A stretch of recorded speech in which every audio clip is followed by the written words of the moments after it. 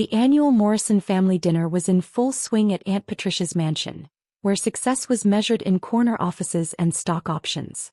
I adjusted my off-the-rack suit, all I could afford according to their assumptions, while enduring another round of career intervention from my concerned relatives. "Did you hear?" Aunt Patricia's stage whispered to my mother loud enough for everyone to hear. "Amanda's still looking for work. At her age." The horror in her voice suggested I was approaching retirement rather than being 32. My cousin Blake, VP of Operations at Morrison Global Enterprises, a position he'd earned through the impressive qualification of being born, smirked from behind his crystal whiskey glass. "Still hunting for those entry-level positions, cousin? I think the mailroom might have an opening." The others laughed, that particular kind of wealthy laugh that somehow managed to sound both practiced and dismissive. They had no idea that tomorrow morning, their comfortable corporate world would turn upside down. "Actually," I said, taking a small sip of wine, "I have an interview tomorrow." "Oh, how lovely." My mother brightened, always eager to find hope in my supposedly failing career. "Where at, dear?" "Morrison Global." The laughter stopped. Blake nearly choked on his whiskey. "Morrison Global?" Uncle Robert, the company's CFO, set down his fork. "Our Morrison Global? Unless there's another one," I replied mildly. Blake recovered his composure, though his designer tie seemed suddenly too tight. "Amanda, honey, you should have told me. I could have saved you the trouble. We only have executive positions open right now, nothing at your level." If they only knew that 6 months ago, I'd been approached by the board of directors. That while they were mocking my job search, I'd been orchestrating the largest corporate restructuring in the company's history. That their precious family business was about to meet its new CEO. "How's the company doing?" I asked innocently, knowing exactly how it was doing.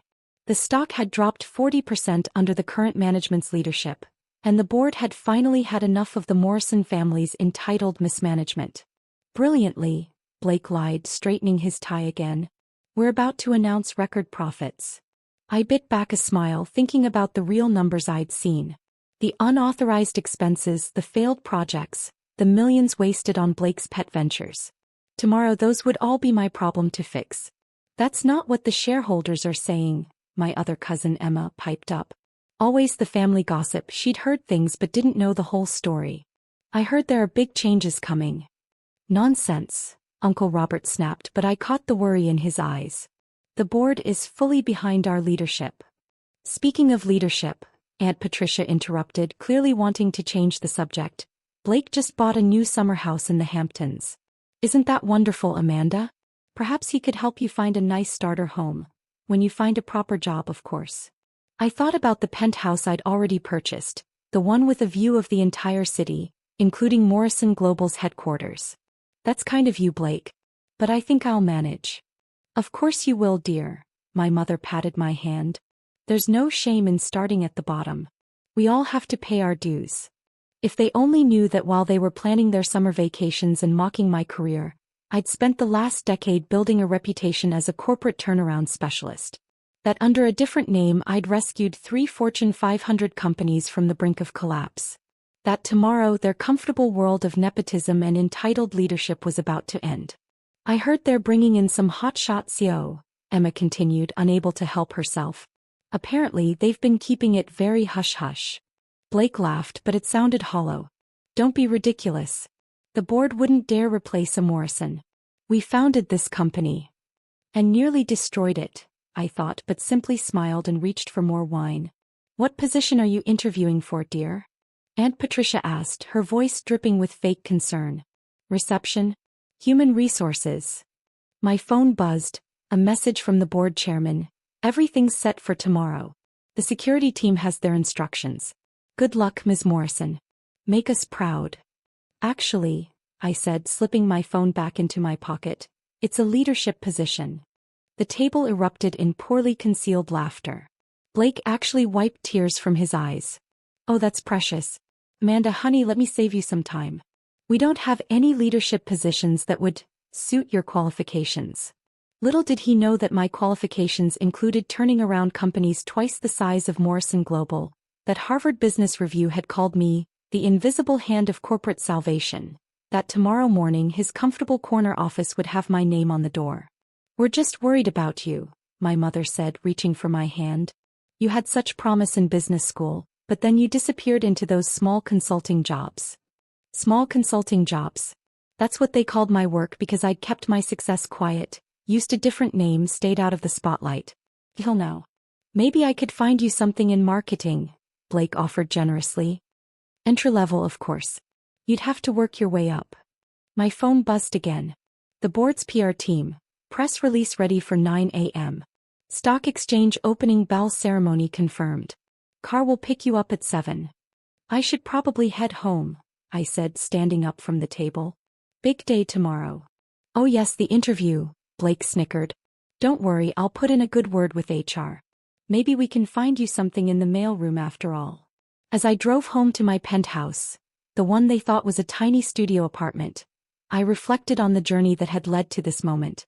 After business school, while my family thought I was struggling with small consulting jobs, I had been quietly building a reputation as Alexandra Rivers, the phantom CEO who specialized in saving failing family companies from their own incompetence. The board of Morrison Global had approached me 6 months ago, not knowing I was actually a Morrison. "We need someone who understands the delicate nature of removing entitled family management," they'd said. When I revealed my real identity, it had sealed the deal. Who better to clean house than one of their own? My phone rang, the board chairman again. "Everything's prepared for tomorrow," he confirmed. "Security has been briefed. Blake Morrison's access cards will be deactivated at 8:45 a.m. The same goes for Robert Morrison and the rest of the family executives." "Any suspicions?" I asked, pulling into my building's private garage. "None. They're too busy planning their summer vacations to notice the board's unanimous vote last week. Although," he paused, "your cousin Blake did try to push through some last-minute wire transfers today." "Block them," I said firmly. "And have forensic accounting ready to go through everything from the past 5 years." "Already done." "Oh, and Amanda. The Wall Street Journal got wind of your previous successes. They want an exclusive on how Alexandra Rivers and Amanda Morrison are the same person." I smiled, thinking of Blake's face when he realized that the mysterious Alexandra Rivers, whose corporate turnarounds he'd actually praised at previous family dinners, was his failing cousin. Later that night, I stood at my penthouse window looking out at the city. Morrison Global's building dominated the skyline, its logo illuminated against the night sky. By this time tomorrow, things would be very different. My phone buzzed with texts from family members. "Aunt Patricia, don't be too disappointed if the interview doesn't go well, dear. Not everyone is cut out for corporate life." "Blake, hey cuz, put on something nice tomorrow. Wouldn't want you embarrassing the family name at HQ." Winking face. "Emma, Omi, did you hear? They're announcing some big change tomorrow." Blake's freaking out. I laid out my outfit for the next day. Not the cheap suit they expected, but a Chanel ensemble I'd been saving for this moment. Next to it, I placed the CEO badge the board had secretly prepared, along with the press release announcing my appointment and detailing my track record as Alexandra Rivers. My assistant texted, "Car confirmed for 7 a.m. Security team briefed. Board members will arrive at 8:30. Family executives usually arrive at 9:15. Perfect. They would walk in just as I was finishing my first executive meeting. The meeting where I would outline the company's new direction and announce the immediate audit of all family members' expenses and decisions. Another text from Blake, "Don't worry about tomorrow. Even if you don't get the mailroom job, I'm sure we can find something for you. Maybe janitorial." I started drafting an email to all employees, to be sent at 9 a.m. sharp. "Dear Morrison Global Team, today marks a new chapter in our company's history. As your new Chief Executive Officer, I want to address the changes that will begin immediately." My phone rang again, my mother this time. "Amanda, honey, I've been thinking about your interview tomorrow," she said, her voice full of practiced concern. "Maybe you're aiming too high. There's no shame in starting at the bottom." "Actually, Mom," I replied, looking at the CO badge on my desk, "I think I'm starting exactly where I need to be." "Well, just remember that Blake and Uncle Robert will be there. Try not to embarrass them." If she only knew that by this time tomorrow Blake and Uncle Robert would be experiencing a very different kind of embarrassment. A final text came through from the board chairman. Everything's set. Make us proud, CEO Morrison. I went to bed thinking about tomorrow's scenario. Blake swaggering in late as usual, probably planning to mock my failed interview. Uncle Robert heading to his CFO office, ready for another day of creative accounting. The other family executives arriving with their usual entitled attitudes. None of them knowing that their new CEO had already arrived, that their access cards wouldn't work, that their comfortable world of corporate nepotism was about to end. The last thing I did before falling asleep was set my alarm for 6 a.m. After all, a CEO should arrive early on her first day, especially when she's about to fire half her family. At 8:45 a.m. I sat in the CEO's office, my office now, watching the security feeds. The morning had gone exactly as planned. Arrival at 7:30, executive board meeting at 8 o'clock, unanimous support for the restructuring plan. Now came the part I'd been waiting for. Blake arrived first, sauntering in at 9:17, designer briefcase in hand. His access card didn't work.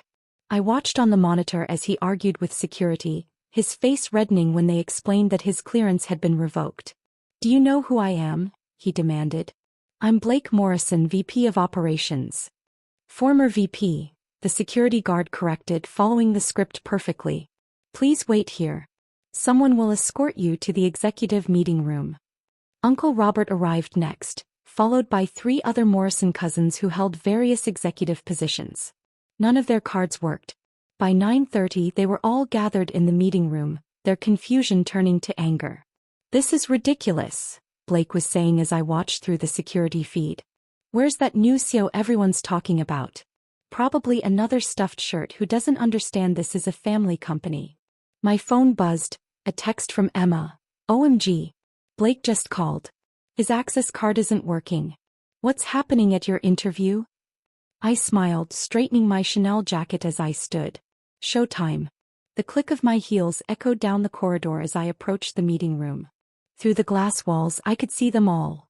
Blake pacing anxiously, Uncle Robert on his phone trying to reach the board members, who were all in on the plan, my other cousins looking increasingly worried.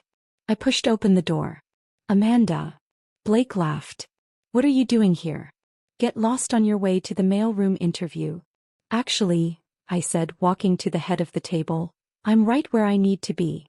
Please, everyone, take a seat." "Tao, look here," Uncle Robert started. "We're waiting for an important meeting with the new CEO." "I know," I replied calmly. "That's why I called it." The room fell silent. Blake's smirk froze, then slowly melted away as comprehension dawned.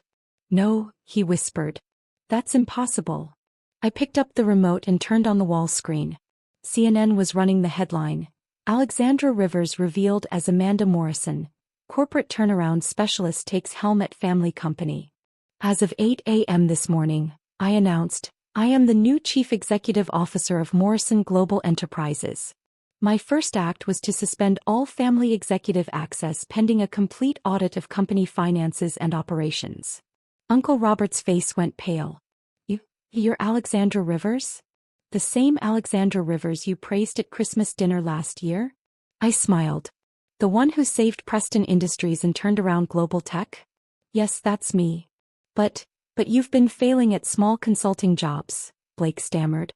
"No, I've been quietly saving companies twice the size of Morrison Global. Companies that, like this one, were being run into the ground by entitled family management." I pressed a button on my phone. Security entered with folders for everyone. "These are your severance packages, contingent upon full cooperation with the financial audit. You'll find them quite generous considering the company's performance under your leadership." "You can't do this," Blake stood up, his face red. "I'm a Morrison." "So am I," I reminded him. "The difference is I earned my position. Now about that performance review you've been avoiding for the past 5 years." I opened my laptop, displaying graphs of the company's declining performance. "Under your leadership, Blake, the operations division has lost $300 million through mismanagement. Uncle Robert, would you like to explain these irregular wire transfers to offshore accounts?" The room was silent except for the sound of Uncle Robert loosening his tie. My phone buzzed again, more family messages pouring in. "Aunt Patricia.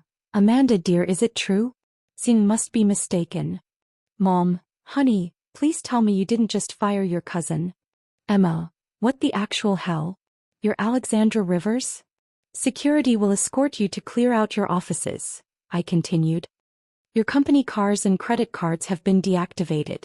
The board expects your full cooperation with the audit team.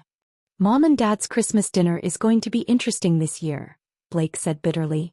Yes, I agreed, especially when I present the shareholders with a full accounting of your spending. Tell me, Blake, how did you categorize that $50,000 team-building weekend in Vegas? As security led them out, I heard the whispers starting in the hallway. Employees peeking out of their offices, watching the Morrison family executives doing the walk of shame to the elevators. My assistant entered with a stack of papers. The press is waiting in the lobby. Wall Street Journal, Forbes, CNBC. They all want exclusives. And your mother has called 8 times. Send out the company-wide email, I instructed. Then set up a town hall meeting for all employees this afternoon. It's time they knew their jobs were safer actually now that competent management is in place. I walked to the window of my new office looking out at the city. The same view I'd had from my penthouse, but now it meant something different. Now it was my company to save. My phone rang again, the board chairman. Brilliant execution, he said.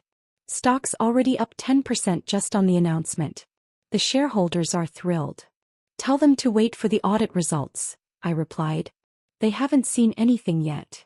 I sat down at my new desk, the same one Blake used to prop his feet up on while mocking my career. On the credenza behind me, I placed a single framed photo, last year's family Christmas dinner, where they'd all laughed at my job hunting. The perfect reminder that success isn't about the name you're born with, but what you do with it. My assistant popped her head in. Your cousin Blake is on line 1. He says it's about your mailroom interview. I smiled, reaching for the phone. Perfect timing. I've been meaning to discuss his performance review.